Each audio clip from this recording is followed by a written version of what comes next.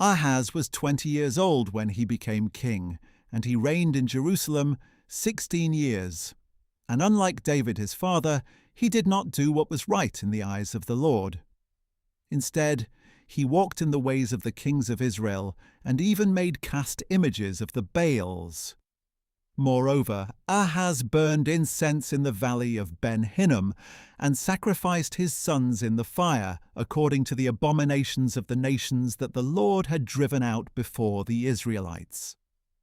And he sacrificed and burned incense on the high places, on the hills, and under every green tree.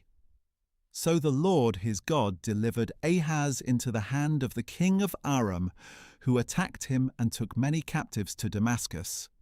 Ahaz was also delivered into the hand of the king of Israel, who struck him with great force. For in one day Pekah son of Remaliah killed 120,000 valiant men in Judah. This happened because they had forsaken the Lord, the God of their fathers. Zichri, a mighty man of Ephraim, killed Maaseiah the son of the king, Azrikam the governor of the palace, and Elkanah the second to the king. Then the Israelites took 200,000 captives from their kinsmen, women, sons, and daughters. They also carried off a great deal of plunder and brought it to Samaria. But a prophet of the Lord named Oded was there, and he went out to meet the army that returned to Samaria. "Look," he said to them, "because of his wrath against Judah, the Lord, the God of your fathers, has delivered them into your hand, but you have slaughtered them in a rage that reaches up to heaven. And now you intend to reduce to slavery the men and women of Judah and Jerusalem. But are you not also guilty before the Lord your God? Now therefore listen to me, and return the captives you took from your kinsmen, for the fierce anger of the Lord is upon you."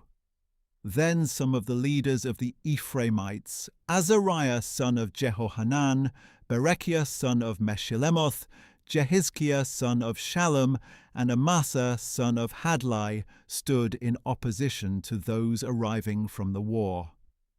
"You must not bring the captives here," they said, "for you are proposing to bring guilt upon us from the Lord, and to add to our sins and our guilt. For our guilt is great, and fierce anger is upon Israel." So the armed men left the captives and the plunder before the leaders and all the assembly. Then the men who were designated by name arose, took charge of the captives, and provided from the plunder clothing for the naked. They clothed them, gave them sandals and food and drink, anointed their wounds, and put all the feeble on donkeys. So they brought them to Jericho, the city of palms, to their brothers. Then they returned to Samaria.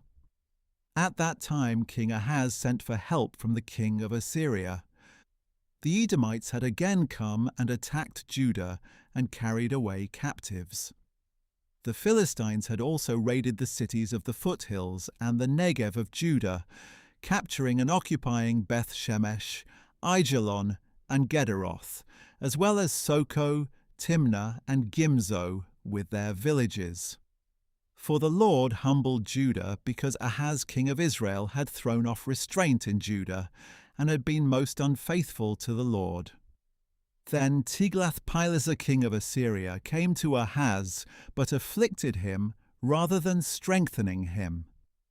Although Ahaz had taken a portion from the house of the Lord, from the royal palace, and from the princes, and had presented it to the king of Assyria, it did not help him. In the time of his distress, King Ahaz became even more unfaithful to the Lord. He sacrificed to the gods of Damascus who had defeated him, and he said, "Because the gods of the kings of Aram have helped them, I will sacrifice to them that they may help me." But these gods were the downfall of Ahaz and of all Israel.